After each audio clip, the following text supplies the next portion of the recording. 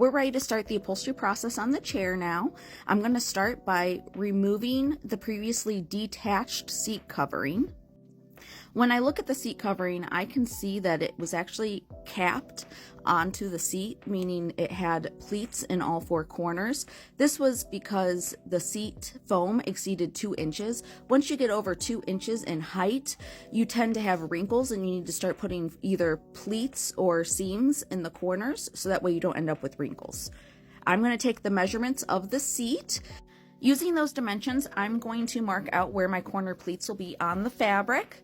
I will sew those corner pleats and trim out the excess triangles that's generated from those sew lines.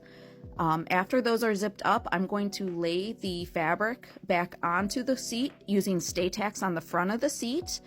Then I'll make my first cut, which will be Y-shaped at the point where the wood of the arm meets the wood of the seat. The Y shape allows the fabric to lay to the left and the right side of the wood without causing any wrinkles. Once I make the cuts, I'm going to tuck the fabric down into the draw space of the chair. Then I'll come to the side of the chair and pull that draw fabric down through the draw space, tugging it tight into place. I will start with a stay tack in the front of the chair where I had made the cut. And remember, stay tacks stick out of the wood slightly, that way you can remove them easily to tighten or loosen the fabric in the future. You'll repeat that cut on the left side and the right side of the chair, and then you're going to move on to your back cuts.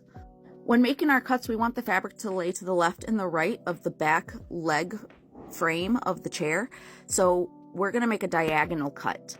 So you see this is the draw space on the back of the chair. We're going to have one piece of the cut come through that side and one to the left of that piece of wood.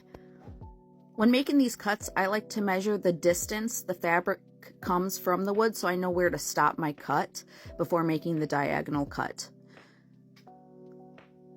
After making your diagonal cuts on the left and the right hand side of the back of the seat, you'll tuck your draw into the draw space in the back and side of the chairs. And as you see here, here's my draw. I'm going to put some stay tacks in place, but you can see where they've come through on the left and right hand sides of that wood because of that diagonal cut we made.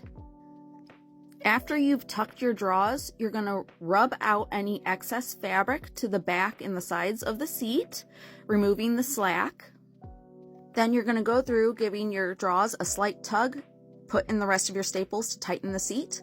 You'll do that on all 3 draws, the left and the right and the back. Then I like to come to the front of the chair, remove all my stay tacks that I'd placed just to hold it in place so that way it doesn't shift. And then I'm going to rub the fabric forward, tightening it and secure it with its final staples across the front. If anyone wants to see some of this process a little more close up or in more detail, let me know. And then the next step on this chair is going to be the arms. So the next videos you'll see from me will be the patterning and the sewing and upholstering of the arms.